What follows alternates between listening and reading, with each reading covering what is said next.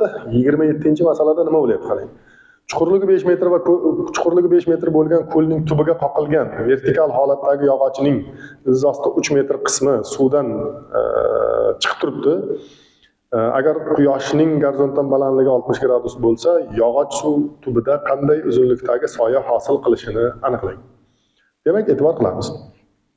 Mana quyosh nurlari kelyapti, bunaqasiga mana bunday kelyapti. Va mana bu yoqdan kelayotgani mana shu yog'och ta'sirida to'silib qolyapti.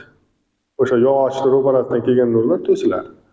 O'sha kelgan nurlar yog'ochdan o'ta olmaganligi uchun ham bu nurlar bormagani uchun mana bu yerda qorong'iroq soha hosil bo'ladi. Soya deganimiz bilamizki, nur tushmagani uchun qorong'i bo'lib qolgan joy. Endi qop qorong'i emas, sal qorong'i. O'sha soyani ligishiga qarab, darajasiga qarab.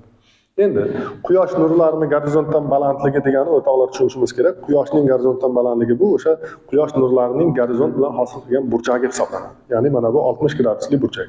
Agar bu burchak 60 bo'lsa, bu yog'i 30 gradus bo'ladi. Mana endi bu burchak 60, bu burchak 30. Quyosh nurlarining gorizontal balandligi degani, demak, gorizont bilan hosil qilgan nurlarning burchagi degani.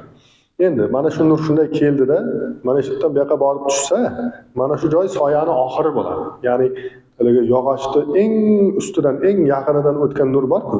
Mana shu nur bunday borib suvni sirtiga tushadi, havo bilan suvni sirtiga tushadi, chegarasiga tushadi, mana shu chegarada. Keyin undan keyin sinadi, yorug'lik sinish qonuni bor, sinadi. Singan vaqti borib tushgan joyi soyani oxiri bo'ladi. Chunki bu nurdan keyin kelgan nurlar albatta nurni o'sha ligini ustida-ku, mana nurni ustida-ku, bundan keyingi nurlar. Ular albatta borib nima deydi? Bas mana shu nurlar bunday keladida bu yoqqa qarab tushadi. Tushgani uchun bu taraflar hammasi yorug' bo'ladi. Faqat mana shu nurni o'ng tomonidagi nurlar yog'ochdan o'tolmagani uchun mana shu yerlar to'liq nima bo'ladi? Soya holatida bo'ladi.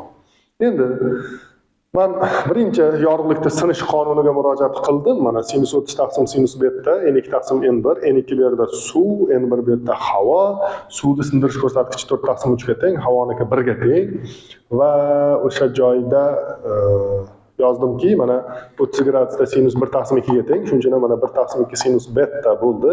Bundan sinus betani topsam 3 taqsim 8 ga teng bo'lyapti. Sinus beta 3 taqsim 8 ga teng bo'lsa, tangens beta 0.4 ga teng bo'lar ekan. Bu masalaning shartida berilgan. Masalaning shartida mana aytib qo'ygan shu narsani. Endi tangens beta bizga o'zi nima uchun kerak? Biz qarang, soyani uzunligini topishimiz kerak. Soyani uzunligi bitta y va bitta x qismdan iboratda. X mana bu masofa, ya'ni nurlarni suv sirtiga yetib kelguncha bosib o'tgan gorizontal masofasi. Endi bu yerda burchak bor, o'zi 60 gradus, burchak qarshisidagi ilzosda uchdi yopishgan katet x ga nisbati tangens 60 ga teng. Ya'ni tangens 60 barobar ilzosda 3 taqsim 2. Bundan tangens o'zi 60 gradus ilzosda 3 ga teng, ilzosda 3 bilan ilzosda 3 qisqartirib bundan topsam x teng 1 metr bo'ladi.